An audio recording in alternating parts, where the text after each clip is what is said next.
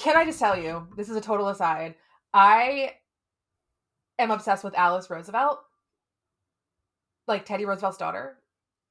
Why are we obsessed with Alice? She's a badass bitch. Okay. Okay. There's a quote by Theodore Roosevelt. It's my favorite thing ever. That he says basically when the press is like, your daughter's out of control her. He's like, I can do one of two things. I can be president of the United States, or I can control Alice. I can't do both. And I'm like, that is a woman to my own heart. Am I wrong? I think you've talked about this before on the pod. I feel like you've mentioned this. And let me put it this way. Would Kurt want to sleep with Alice if she consented and wanted to? Yes. Then 100%. Obviously approved. Alice 100%. Roosevelt is approved. Alice Roosevelt is always approved. She is now an X-Man. So there you go. God bless. I love this for her. Yes. So far in the history of this podcast, we have brought two human beings into the X-Men universe, and they are Niecy Nash and Alice Roosevelt. Both of them very, very well deserving, right? Approved.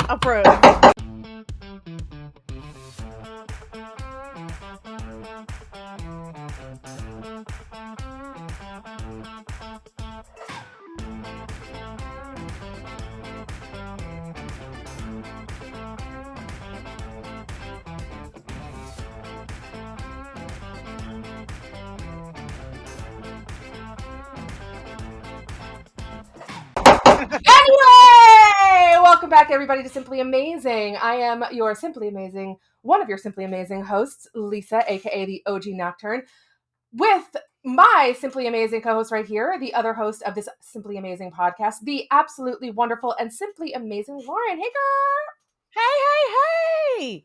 What's up, guys? I'm your friendly neighborhood by Lauren, and let me tell you, we're talking about This Week in Kurt, blah blah blah. You know, at least I'll give the better introduction than I. But like everything we're talking about today, I'm so excited to talk about because it seemed like everybody has a lot of strong feelings, and for some of it, I agree with people, but others I disagree, and I'm so excited to share why. Yes, we're gonna be some disagreeing bitches in this mode, but it's okay. We're gonna talk about it.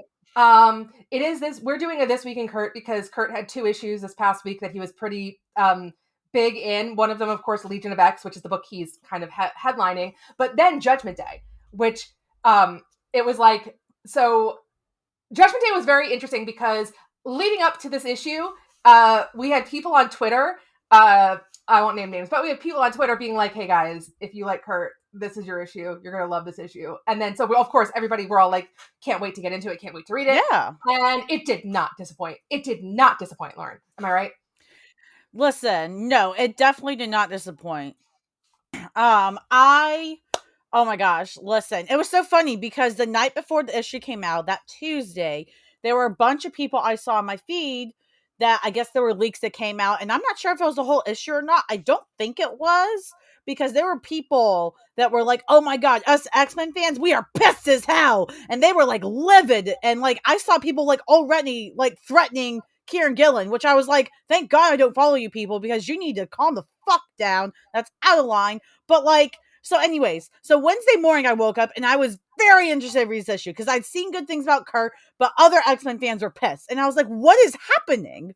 And so I read the issue and I was happy as a clam, particularly by the Nightcrawler stuff. And by that last page, I was like, if you're an X-Men fan and you're pissed at this issue, you should be pissed. Get out of here. Like, right. I'm happy you're pissed. Let's be real. It's a bunch of Cyclops fans with little sand in their banana who are upset that they resurrected Cap instead of Cyclops. But you know what? I would pick Cap every goddamn day over Cyclops. Every single day. Listen, and the best part is that was also a Kurt moment. So, like, even if I love Cyclops and Kurt, I couldn't be completely upset here, because even if Cyclops was my guy, which he is not, but if he was, and I was like, oh my god, he gets dissed here, but then I'm like, oh, but Kurt made a really fucking good call here, and he gets to be in this leadership position, and he didn't even have to get like nominated for it or whatever. He just is, which is something I really enjoyed about this. He just takes this role on naturally, and it's not for a spiritual reason. It's not because of his religion or anything. It's just because he's taking the charge, and it's like, thank you, finally. Oh yeah. So I think I saw a couple people, and I think Dr. Papard specifically mentioned this on Twitter, talking about the difference between Exodus's religion and Nightcrawler's religion, and I think Mm-hmm. this issue does do a great job of kind of explaining like what it means to be spiritually religious and what it means to be a zealot, because Exodus is a Mm-hmm. zealot, and I Yes. think. And we see this in a couple different ways. Number one, when Kurt is just like, I reject this God. This is not my God. So like, Mm-hmm. why should I listen to this God and his judgments when I don't believe in this God and I don't, like, even though he's right in front of Yeah. me and I can see him, this is not my God. So let's go. And the thing is, he goes to Steve. It makes so much sense he goes to Steve because Steve is also, I'm pretty sure Steve is also Catholic. Like, so there's that connection. But the other thing that Kurt gets, and I love that it was Kurt and Exodus that kind of argued about it at the end, because the other thing that Mm-hmm. Kurt understands that Exodus doesn't as a zealot is the importance of symbolism to unite people. And the fact of the matter is that Captain America is a far more uniting figure for the world than Cyclops. So yeah, we Yes. only have so many eggs. We need to make sure we bring back the right people. But like, this is not this is not a mutant issue that we're dealing with right now. This is a world-ending issue. This God is about to destroy everything on this earth. So Mm-hmm. we can't, like, Cyclops is not the symbol that we need. He's not the person who's going to unite the humans, the mutants, the Eternals, everybody together. But Mm-hmm. Captain America could, which is a little bit jingoistic, but I get it. It's still, you know what I mean? Like, he's still that symbol. As much as Captain America has, all the red, white, and blue and all the patriotism, he's a great character, and he's always been kind of on the right side of things for the most part. Well, and that's the thing with Steve. I mean, so those of you listening may not know this, but I'm actually a huge Steve Rogers fan. I love him too. And funny enough, it came to a head for me more because of the first Captain America film in the MCU, which I know people are like, oh, MCU, blah blah. I love that film. It may be It's a good slower one. paced at times. It's more of a historical fiction movie than a big superhero movie until you get closer to the end. But I love that film because one of my favorite moments I've ever seen on film is the moment in that film where the general or whatever on the base when Steve is training before he becomes Cap, and he throws out that grenade to kind of test people to see who's selfless enough to do it. And so he throws the grenade out, yells grenade, everybody runs away, and then Steve, little scrawny Steve, not even Cap Steve, jumps on it, and he's telling everybody to get away, and everybody's like, what the fuck, like, you're tiny as hell, why are you doing that? And so that moment of showing that no matter how big or strong he is versus how scrawny or whatever, that's always a part of him. Like, that moment still stands out to me. And I think that's what I love about putting Kurt and Steve working together. They both have that quality. It doesn't matter how big they get or how small they are. And Kurt's been an outsider too. And, he's been outcast and things like that and seen as nothing, or even worse than that, demonic to other people. Well, I guess you could argue which is worse, but like, and so I feel like they just have that understanding. At the end of the day, even if Kurt and Steve are different in many ways, which they are, their morals bring them together, even if they were different realms of, because I don't know if Steve is Catholic or not. He may be, but even if he wasn't, he's some other division of Christianity. It wouldn't matter because at the end of the day, they have those morals. And I think that's why, yeah, Steve is the leader they need right now. And to me, Steve's a better leader than Cyclops. Sorry, Scott. I don't know what to tell you. But like, if it were me, if I chose between reviving, an X-Men leader to lead, if it hadn't been Cap, I wouldn't have picked Scott. There would have been other X-Men No. leaders. I loved that they brought Jean back. I just have so many feelings about this issue. And Kieran Gillen, please, we know you're our secret celebrity listener still.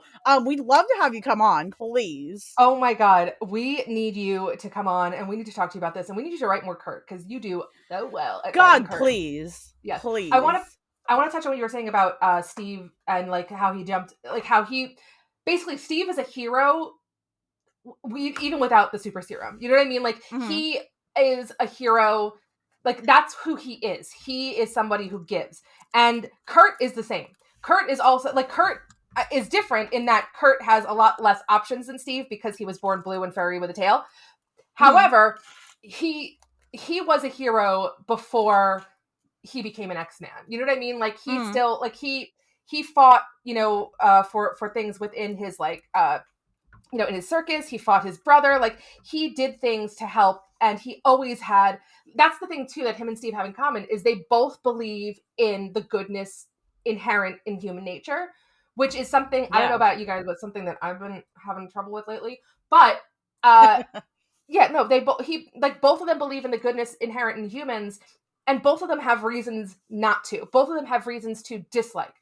From Steve having been like kind of mistreated before he became Captain America, and then all the bullshit that happened after, and then Kurt, for being treated the way he was growing up, and being so different. And I love what he says when he's like, I'm saving the world that hates, fears, and now judges me. And it's like, that's who Kurt is. Kurt will go to lengths to, like, it's that old quote, right? I don't like what you're saying, but I'll fight to the death to defend it. That's who Kurt is. He will fight for the rights of the people he believes in, and what he believes in. And he, as much as, this world has hated him and mistreated him, he's still here to fight for them and to save them. And he's like their last hope, which did not expect that to happen. Did not expect Kurt to be the last hope of humanity, but I am here for it. Right. And yeah, that's the other thing that him and Cap have the most in common, is they're always fighting for the underdogs. So while you're absolutely right, Kurt is definitely not in a worse position societal wise than Steve Rogers. They're always fighting for the underdogs. I think that's so cool too, is that even though, Steve has arguably all these one-ups societally compared to Kurt, Steve and Kurt still meet on the same level when it comes to just figuring out how are we going to help these people, right? And in day-to-day, it's still different, but that's just so cool to me. And it's so great to see Kurt not only, being the real hero he is again, really fighting for what he cares about, but he's swashbuckling again too as he does it. I love that they just have like a tree trunk full of swords where in the hatchery. It's like, you get hatched, and it's like, pick your weapon. Would you like some? I wonder if they have like a whole like wall of like guns for Bishop and Cable. Like, you're back. Pick your weaponry. I love that. But yeah, no, it's great. He's so fun and he's so exciting. And I think part of it too is like, I think part of his attitude has to do with the fact that like they're kind of out of options. So it's like, well, are we just going to sit here and cry and be upset and be like, oh, the world is ending? Or are we going to do anything we can to try and get out of that and to try and fix this and make sure that, we don't lose our home. Yeah, I love it. I love everything about it. Yeah. And it's cool because Kurt, again, he takes on this leadership role, and a lot of people that aren't big Kurt fans or whatever, they wanted to see somebody else take on the role, like Cyclops, might be like, well, why the hell is he taking this on when like he hasn't been leading the X-Men title or blah blah blah? And it's like, because in times like this, at the end of the day, where the world is about to end, you're on the last verge before everything collapses, the biggest thing you need is, ironically, ding ding ding, the spark. You need a spark of hope. And that's exactly what Kurt is doing here, without being all weird like he still kind of is in Legion of X. We're going to get to that because that happened this week. But like, he's being that spark of hope that people need. And that's also why he brought Cap back.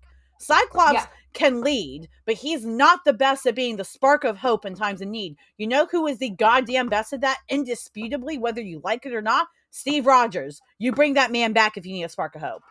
Amen. I totally agree with that. And can we just talk for 1 second about when Steve came out of the egg? Because I tweeted about it. Like, was he born with that? Look, I don't understand why the shield comes out of the egg. I don't get that. I get it symbolically. I get it symbolically, because otherwise we would need a whole other panel to explain that this is actually Steve. But correct.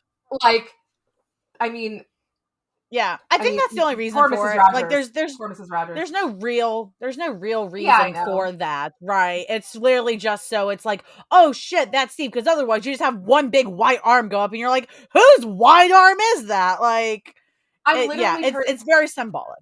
No, I'm literally turning into the guy at the Poochie conference who's like, I hope someone got fired after that blunder. It's stupid. It's something that, like, if this was the real world, everybody would be like, what the fuck? But it's a comic book. So, and they need to deal in symbolism and things that we can understand. And it's better that they do that than, they like have a random blonde naked guy hatch. And then they're like, oh, by the way, this is Steve Rogers. Oh, by the way. So yeah. Yeah. Well, and again, still. that the way they did that panel too, because you're right, they could have done numerous things. They could have done another page where you see multiple panels, and then you see Steve come out of the egg slowly, and he stands up.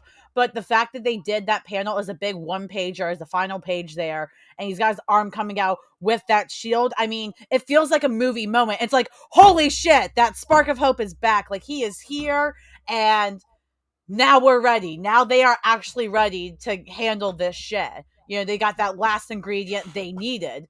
It's a very like climactic, dramatic moment, and it's so well done. So like, full kudos to the entire creative team on that page. Just that page, but not even talk about the other moments. Like, there's two other things I wanted to talk about with this issue. And one of them, I know a lot of Kurt fans were going crazy over, like the day before the issue came out, are the couple moments between Kurt and Logan. I know us Logurt fans out there, we're all like, oh, did they go off to fuck? And you know what? Honestly, this is the Simply Amazing podcast. Absolutely approved. They went to fuck. I gotta be honest, I am not a Logurt fan. I might even be like anti-Logurt because I'm so Kurt Wanda. I don't want him with anyone else. But even I read that and was like, they're gonna go fuck. Like, they're definitely gonna go fuck. Like this is like on the page. They're gonna go fuck. So yeah, that was. Yeah. But I love any moments between Kurt and Logan because I love their friendship. I think that's also why I'm not a Logurt fan, is because I love their friendship so much, and I feel like sometimes in fandom we have a habit of like having to make romantic relationships out of platonic relationships. And the fact of the matter is, there does not exist a ton of like really good and like wholesome and like loving platonic male relationships out there, because it seems like everybody just wants to slash them immediately. And it's like, well, no, they're like best friends. They love each other as friends. That's how I see it. I mean, listen, no hate to anybody who's a Logurt person. Like, you do you, enjoy. I just personally, I love their friendship too much to ship them. Yeah, and I mean, so I do like Logurt. I'm not like, like, I don't scream. I don't have a Kurt OTP. That still has not changed. We'll see if that ever changes in the next couple of years. But, and here's the thing, I've been on both sides. So like, I've been with your point of view on other relationships, like another fandom. And then I gradually switched in terms of, I saw these two as best friends. I was like, why are people shipping them together? Like, sure, but like, they're just really good friends. And like you said, like, I want that good representation for friendship as well. That's important. And then over time, I made the mistake of reading fanfic, and it was well written, and people convinced me otherwise through fucking fanfic. And I was like, fuck, now I see it. So I think, yeah, it's hard because you're right. Like, you can see it as friends, and it's not even just friends. Friends are as important as romantic relationships, but the fact that we can see potential in other ways brings that possibility. So I'm all for it. Do whatever. If you like them as friends, great. If you're like, you know what, they totally bone and then make each other hot chocolate, I don't care. I'm for it. If it makes you happy, I'm happy. I'm there too. Listen, I ship a very rare pair, so who cares? Like, enjoy, guys. Enjoy what you ship. Ship what you want to. And listen, I have done everything I can to bring more awareness to my ship. Oh my god! I have done so much. And listen, and there's more fan fiction now than there ever was. So I am living my best life at the moment when it comes to Kurt Wanda stuff. But that's not neither here nor there. Those of you listening, we still have yet to do a Logurt episode. It is on the agenda. But we're still trying to, see who is interested in coming on and playing against stuff. So if you're listening to this episode and you're like, I want to talk about Logurt because Lauren and Lisa are not doing my ship justice, please let us know. We will bring you on here. You can school us on this ship. You can see if you can change Lisa's mind. Amen. So the other thing I wanted to mention with Judgment Day is, so when you first start reading the issue, of course, like, Uranus, however the hell you say that damn celestial stupid name. I say Uranus. Honestly, at this point. And, he's wiping everybody out, blah, blah, blah. So you get panels of, like, people and how they look before they're getting wiped out. There's a damn panel with Destiny holding Mystique right before they're wiped out. And I'm mad and sad. And now I'm like, what if they resurrect Destiny but not Mystique? Because I didn't forget Immortal X-Men where Destiny said she doesn't have Mystique in the future. I'm gonna lose my mind. So if they resurrect Destiny, and first of all, like, who's gonna make that? like, who's going to make the decision to resurrect Destiny without Mystique is my question. I don't think that we're at that point yet where Destiny might lose Mystique.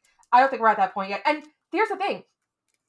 As much as Destiny can see the future changes all the time. It's true. You know what I mean? So it's like, you know, who knows what this god coming and doing what he's done might change, you know, kind of like the ripple effect as to what Destiny is actually seeing. You know, she might come out of this and be like, oh, Raven's back. Good. We're never going to lose each other. That's great. So, and also, you know, it's while they still have the ability to resurrect people, like, I just don't see anybody fighting for Destiny to be resurrected unless Mystique's there. Like, I just don't, you know what I mean? Like, I don't, maybe Rogue, but Rogue would fight for both. So I just don't see anyone being like, yeah, let's bring Destiny back, but let's leave Mystique. I mean, I could see, like, you know, Sinister doing it just to fuck with her, or like Xavier doing it because he's like, well, Destiny can actually predict things for us, but fuck Mystique. Because, like, him and Magneto, it was mostly him, but Magneto went along with it, right? We're originally telling Mystique, we're not bringing your wife back, even though we said we would, and you did the thing. Like, fuck out of here. Xavier would 100% do that shit, and Destiny would be more livid than ever because he did it to Mystique with her. Yeah. Oh, well, and here's the thing. Like, Destiny was the one who said, if they don't bring me back, burn it down. You think she's not going to burn it down if they don't bring Mystique back? I mean, like, See, here's the thing. I'm interested because... She got Pyro on speed dial. I mean, fair, but also, I feel like, especially because of the political shit with the Quiet Council, I feel like she would have to be more methodical in how she burns it down. And she would know that because she, you know, can see different futures and different paths and things like that. And so, like, who would you rope in to help her would be interesting. And the thing is, though, is that she has the ability to see what would lead to the greatest success for her. Correct. So, like, you don't want to, you don't want to fuck with Destiny. You just don't want to fuck with Destiny. It's like, true. She will, like, she will find the best way to fuck your life up in a way that you cannot come back from. And it could take 20 years, but, like, you're fucked. Honestly, I don't always support villains' rights, but I support villains' wrongs. And she's doing amazing, as she should. That's a t-shirt right there. I don't support I don't support villains' rights. I support villains' wrongs. That's a t-shirt. I'm going to get designing. So I wanted to mention at the very end of, what was it? At the very, very end of the issue, when they bring Kat back, I wanted to talk about what Kurt has to say to Exodus, which I think is really interesting and kind of shows his evolving relationship with his faith. Because as somebody who grew up in I mean, I didn't go to church every week, but I did, you know, I mean, like, my grandmother was very Catholic, and we'd go to church and we'd stay with her, and I went through all the things. I got the communion, I got the confirmation, and customs in Catholicism is very important. Customs and traditions.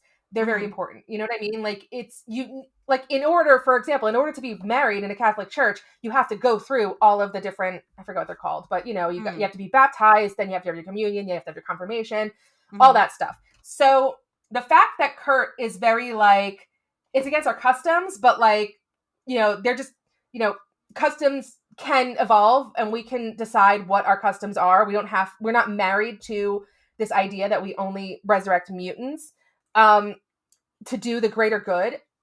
I think that's an evolution for his character, especially what we've seen as far as, like, the religious side of him, because for so long, so many writers tend to fall so heavily on his religion. And I think that's one of the reasons I really love X-Men Evolution Kurt so much, is because there's zero religion in him. And even though I like his religious side, I see his religious side as more of a supporting feature than, like, a defining feature necessarily. Because he's still that fun swashbuckling guy who's going out and fucking anything he can fuck. But, you know, he goes to confession and is absolved. He's, like, one of those kind of Catholic. That's kind of Catholic I see him as. He's one of those, like, where, you know, he's doing what he wants to do. He's enjoying his life. He's having a good time. And he goes to confession every week, maybe every month. I mean, whenever he gets there. Probably like once a month in between all the X stuff. And, you know, yeah. No, I completely agree with that stuff. And I really did like that too, where he talked about, hey, like, they're just customs, and honestly, we don't always need to go by them. Like, and I agree. I like that Kieran Gillen wrote it like that, because I Mhm. feel like in Legion of X, Spurrier might have written it more like a moment like that as, oh, but these are our customs, we have to do it. And like Kurt's, and it's like, that was Kurt like 10 years ago. Like, come on now. So I really agree that Gillen really understands how he's evolved and wrote him. So yeah, Kieran Gillen, hit us up. We'd love for you to write a Nightcrawler ongoing. Let us know. We'll help push it through if you need it. Please, please, Nightcrawler ongoing with Nocturne in it, because for some reason Screen Rant keeps writing articles about Nocturne, and I feel personally victimized by them unless they're bringing her Hashtag back. she's coming. She's coming. Gillen is the only person to have acknowledged her in recent memory since she was sent away to be the queen. I can't even with this. The Queen of Agrabah. I can't even.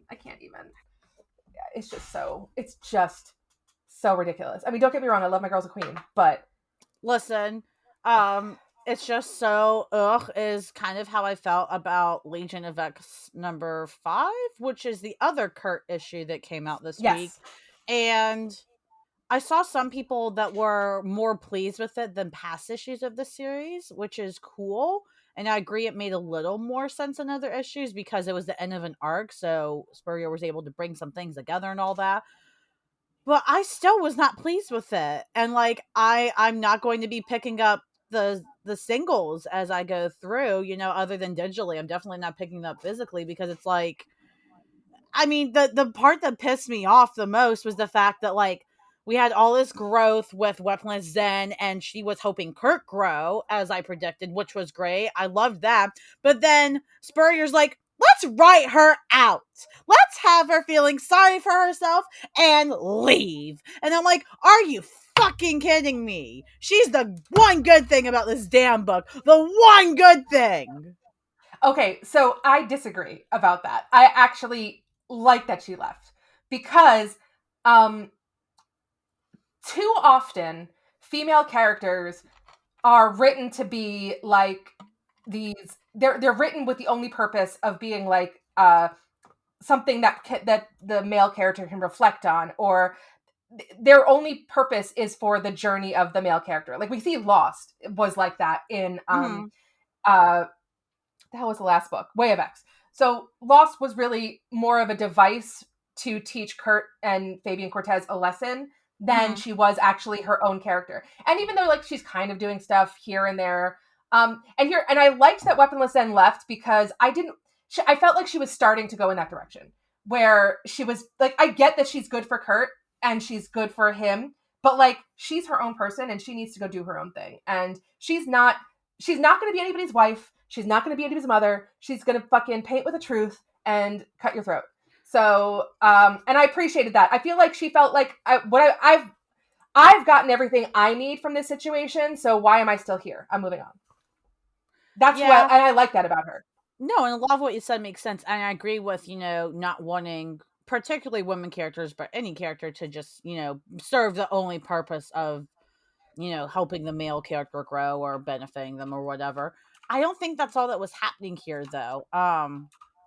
Because I don't know, again, because even though, yeah, Kurt grew with her, she grew with him. That's why she left. She didn't leave because she said, I'm done with you. She left because he helped her open up again and also helped her realize that she needs to explore herself as well. So while I do logically understand the whole, oh, well, she needs to go grow on her own, kind of like in the comics, Ivy had to leave Harley in DC, which has been happening lately, and Mm-hmm. Ivy's book has been amazing, so I have no problems with that currently. But like, I don't know, I'm just upset too, because I'm like, if they're writing Weaponless Zen out of here, she's not going to be in another book. They're not going to put her in another book for her to get her growth or story, because if that's what happens, I would be more okay with it, because then I could still, like you said, go watch her grow even outside of Kurt. That's fine. But the fact that they just wrote her off and it's like, oh, woe is me. I have to go find myself. You really opened me up, Kurt, which is essentially that letter. And I don't disagree Mm-hmm. with that characterization, but like, you're just going to write her off with a woe is me letter and then walk off. And I'm supposed to be like, wow, she's going to grow stuff. No, she's not. You're not going to put her in our book. Fuck off. Like, Mm-hmm. she could still Well, be in this book, and still grow on her own. She didn't have to completely still be with Kurt. I mean, you could have just read her with their Iraqi stuff on the side. Like, you didn't have to completely still have them cross over. You could have them not cross over for 10 issues. But if she gets the growth she needs and Kurt is still getting a good story, I'm down with it. But that's the thing, is the only thing that really drew me to Legion of X was watching her as a character, because I really liked her, and then watching Kurt grow, and then me really thinking that unfortunately the only way Kurt was growing the series was because of her. I think that's also a disservice to Kurt. And so now it's like, well, what the hell are they gonna do with Kurt now that the one thing that was helping him grow, which it sucks that was the only thing, is now gone? Well, it's not her job to help him grow. It's not her job to make sure that he you know what I mean? Like, no, so it's not her job, but it's the job of the writer to have more things helping Kurt grow and more plots. So this is an issue with the character of her. Now it's more to me an issue of like Buddy, like Spurrier. Now my boy has nothing to work with. And again, she shouldn't have been the only thing to work with. You're absolutely right. 100% agree. But now there's literally nothing. And I don't really feel like I have anybody to root for, because this is still hashtag fake Kurt. Well, maybe Wanda's going to show up in the next arc. Who knows? I don't know if you want that, Boo. I don't know if they'll do her justice. I really don't. I don't know. I mean, Gillen can write it, though. Oh my god, I would die. Oh my god, I would die. And he knows who Talia is. He knows who Nocturne is. So, yeah, I feel like I didn't hate it. I didn't love it. It just was. I mean, you know, Weaponless Zen will find her way. She'll do her shit. She'll whatever. It's more. I'm trying to like. So here's the one thing I am happy with. Like, get rid of that fucking eyeball. I'm so done with that eyeball. Fucking like, true. I never want to see that eyeball again. I never want to see that eyeball again. I'm not even going to give it like her name, because I hate her. So get rid of the eyeball. And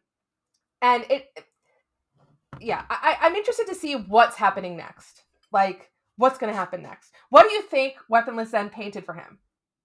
See, I was upset about that too, because I was getting all excited. I was like, oh my god, what did she paint? Oh my god. And then we don't fudging see it. And I was like, what is the point? Like, I'm sure logically and narratively Spurrier has a reason for it, but I am mad. I am just like, I want to see the fucking painting, but I bet it has to do with the next plot, which has to do with Kurt becoming more demonic and a bunch of people becoming more demonic. I bet it has to do with that shit. The truth is ugly because it's demonic as hell.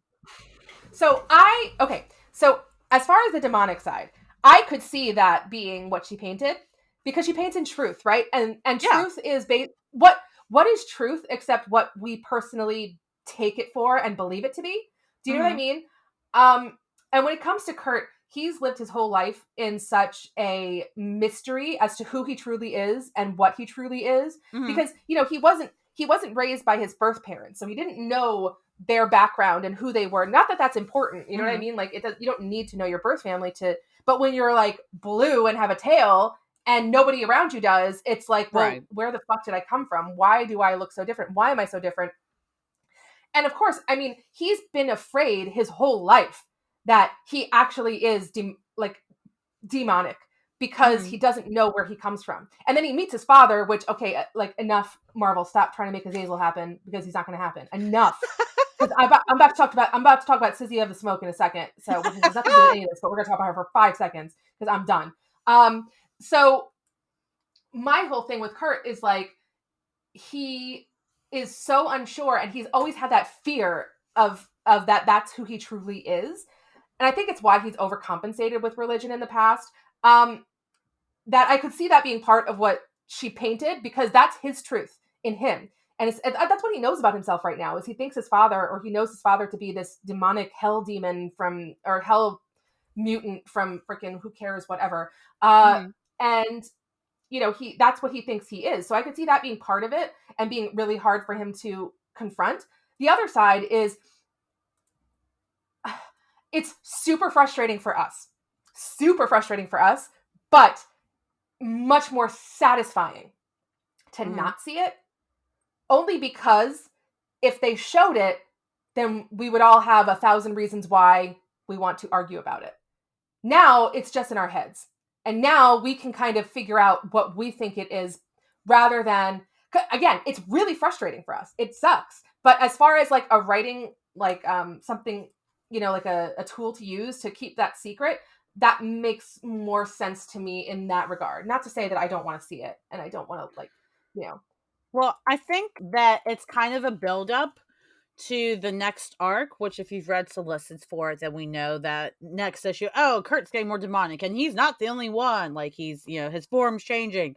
Again, I think at some point we might see this painting or whatever. Like I think towards the end of the next arc, we'll see it, or we'll at least know what it's supposed to be. Like we'll have an idea of so. what it's looking like, and then we can fill in our details in our head. But yeah, I think that that's totally valid. I think that, having shown it to us right now might have been like, it might have undermined maybe what he's going for in his next arc. And now Kurt's going to have a secret from the reader.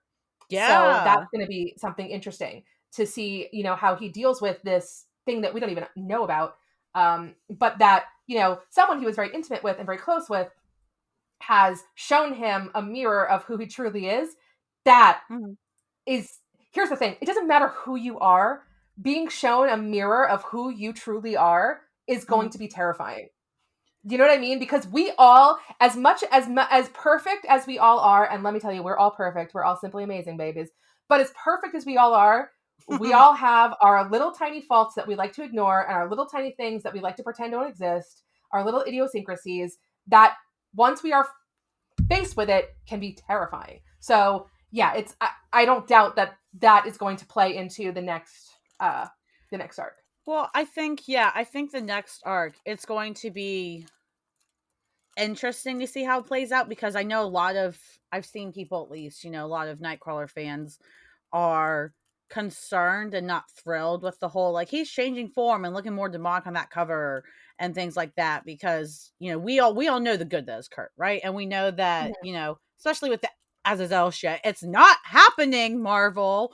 Oh my god. We're all kind of tired of that, I think. Many of us fans, not everybody, but many of us. So I'm interested to see if, what approach he does take, because you mentioned like the whole, hey, the truth can be ugly. Well, I know Kurt's truth, at least to me as a fan, is not that he's a fucking demon on the inside. That's incorrect. Yeah, of so course. if Spurrier takes that approach, Spurrier is going to get like put in the doghouse by a lot of us, I think, even more than some have already put him in the doghouse because they haven't liked what he's done. But like, it's kind of like, please have, I really hope you're right, Lisa, and that he has a solid approach for the next arc and where it's going to end up in developing the plot and Kurt's character, because he's skating on tough ice right now, I feel like. Yeah, I mean, it's really tough to have like what Gillen's writing and have Gillen doing fucking amazing things with this character in much less, than what Spurrier is doing. And again, listen, no tea, no shade, no pink lemonade. We're not like judging anybody. Like when it comes down to it, this is their job. This is what they do. This is what they wake up and do every day in order to support their families. So, do your best. Doesn't mean I have to like it, but do your best. It's fine. I also don't put a lot of stock into covers, because I always find that covers tend to be sensationalist and they tend to be sensationalist to like pull us in, but it doesn't necessarily mean that's exactly what's going on the inside. So, even though we see Kurt turning demonic on the cover, is he actually turning demonic, or is this next arc going to deal with him kind of coming to terms with, his parentage? And especially now that, like, okay, so let's talk about Cynthia of the Smoke for a second. I don't know anything about her except that everybody's like, oh my god, who's this girl who's like Nightcrawler? And it's like, okay, first of all, how is this blue bitch who can teleport Nightcrawler's sister? Like, Nightcrawler inherited his coloring from his mother and teleporting from Azazel, if that's what we believe, which I don't. But, still, let's talk about canon. Let's talk canon. So, like, how's this blue bitch going to show up and be like, I look just like Kurt and I teleport, and guess what? I'm his sister. I don't buy it for a goddamn second. Like, maybe I just don't buy it. I don't buy it. If we are going to play the game, which the fuck did I just do? Oh, if we are going to play the game, which I've seen a lot of people talking, I've seen this come up a couple times. I've read an article recently about it too, about how I think the article I read about City of the Smoke, how some of the artists, some of the writers are starting to play with Chuck Austen's ideas from, which I find fucking fascinating, that anyone is going back to the Austen run and being like, let's use this. And one of the things, seriously, I find it fucking fascinating. Like, I'm just waiting for fucking Annie to show up, Nurse Annie. I find it, but I think one of the things that that this could be is like that whole idea that Austen had about these tribes of mutants that all kind of had similar power signatures and similar powers. And like the Nephilim are the demonic mutants that Nightcrawler is, descendant of. And then the Cherubim, or whatever the fuck they're called, are the angelic mutants. And then, Austen also had this idea that Bobby was going to turn into an ice giant, and like there were the ice mutants that he would go join, and all that bullshit. I think it's stupid, but I don't know. Like, some people have started playing with it, and of course, because of like, the whole story of Arakko has to do with like Azazel's dimension and all that stuff. So please, Marvel, don't do it. Just don't. Just please. I don't want Kurt to have a fucking sister from some fucking whatever. Like, no. Kurt has, here's the problem. Kurt doesn't need more sisters because he keeps fucking them. So hashtag no more sisters. No more. Yes. No, we just need him to not fuck family. So enough with the sisters. You keep introducing sisters. That was way back in the day when Austen wrote the Draco. He introduced that character of Jillian, who was named after somebody I know from the old Nightcrawler message board. He introduced Jillian as like, who was going to be like possibly his sister, but also possibly like a love interest. And it's just like, why? And also, Chuck Austen had the idea that Amanda Sefton was possibly Azazel's child also. So it's like, why do we keep doing this? Stop! Enough! I'm sorry. I'm getting real heated now. I'm getting real heated. I can tell. It's okay. I was heated earlier with the weaponless Zen thing. So we're all entitled to our simply amazing heatedness. It's fine. And like, come on, guys. When it comes down to it, do you want Kurt to fuck his sister, or do you want him to have to deal with Magneto being his father-in-law? Because that is way more interesting to me. I love that. See, now we're just getting into a who should he be with discussion, and that never goes well with Lisa here. You will lose. Yeah, no, it's always going to be the same answer. It's Wanda. Although going back to Steve for a second, my second choice as far as my ship for Wanda is Steve, which I think is funny. So yeah, it's Kurt, it's like Kurt and Steve are similar or something. Like, they are very similar. Yeah, wow. And both of them would treat her so fucking good that she'd be like Vision who. I don't know about that. Depends on which version. But yeah, no, they're two of the best. That there's a reason they're also two of my favorites. Yeah, honestly, Legion of X5, it was fine. I didn't hate it, but it was still just disappointing, I guess is the way to put it. So like that was like a solid 5 out of 10. And then Judgment Day was like a 10 out of 10. Chef's kiss, mwah, please do this again. I mean, here's the thing. Here's the thing. An apple pie from McDonald's is tasty.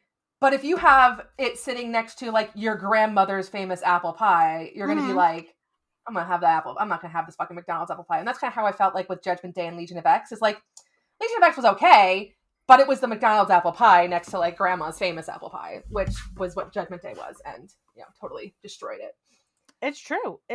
Well, yeah, Lisa, what would you rate the two issues we talked about today if you had to? Judgment Day number 5 and Legion of X number 5. I would rate Legion of X maybe a 5.5, and I would rate Judgment Day like a 9. I love this. I support that. Because listen, there's only one comic in the world that's going to get a 10, and it's the one where Nocturne comes back. But what if they decide to back and then they get rid of her again all in one issue, Lisa? That's literally basically what they've done to her in the past 10 years. So, I mean, I'll take what I can get. I will take what I can get. Guys, we have been talking about Kurt nonstop. Our 1 year anniversary is this week. It's September 29th. That's so exciting. Oh my God, that is so exciting. Oh my God. So wait, what day does this come out? This comes out on the 28th, I think. So yeah. So tomorrow, guys, is our 1-year anniversary. Oh my gosh, guys, September 29th is our 1-year anniversary. That is so freaking exciting. Should we do a giveaway for this? We should do a giveaway. That would be fun. I can see that. A 1-year anniversary, not only of us talking about Kurt, but of you all listening every single week to us talking about Kurt and talking with us on Twitter about him. Like, it's just so cool. Like, we have a Nightcrawler podcast. How crazy is that still?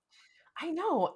We've been doing it for a year and we have no plans to stop. Like, absolutely no plans to not. stop.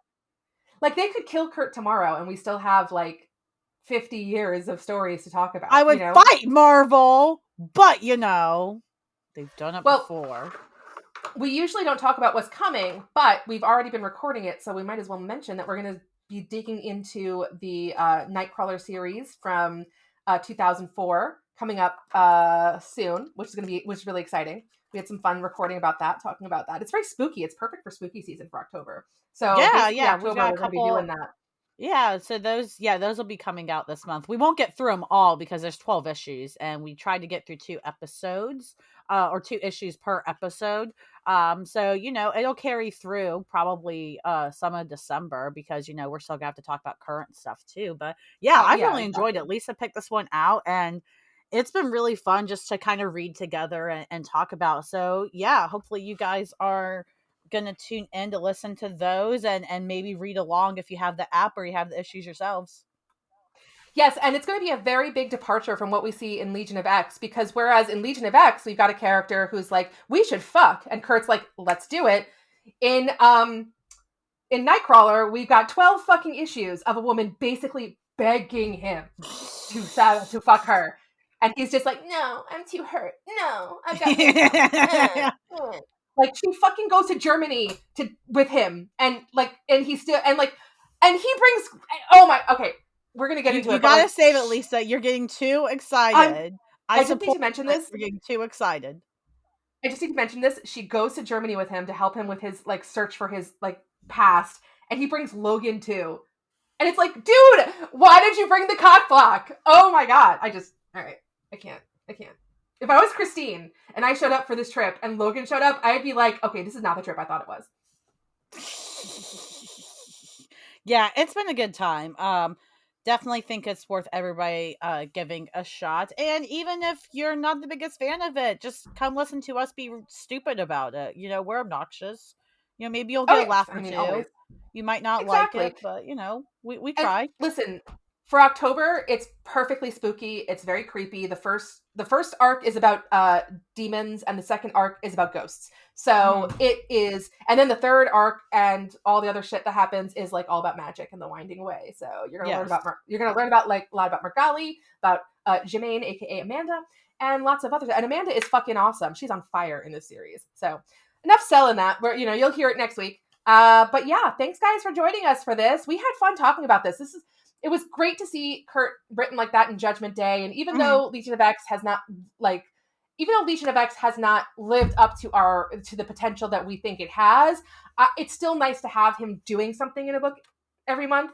Whereas in the past he's just been like the blue guy in the background, kind of just being like, "Oh, I'm here, guys." Oh, like in X of Swords, where he shows up at the end being like, "Hey, you guys had a sword fight without me?" Like, who doesn't call the swordsman for the sword fight? What the fuck? Anyway.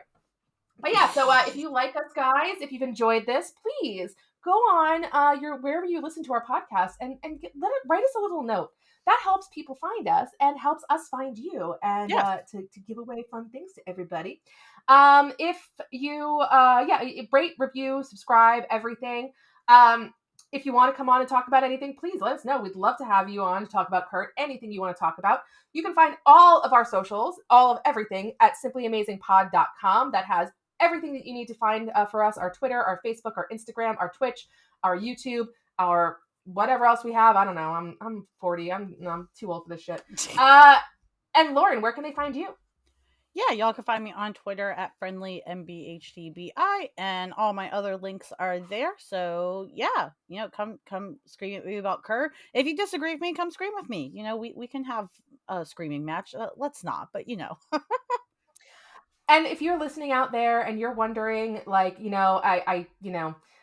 I do my best. I just don't want to get judged. Listen, we are judging you, and we think you're simply amazing.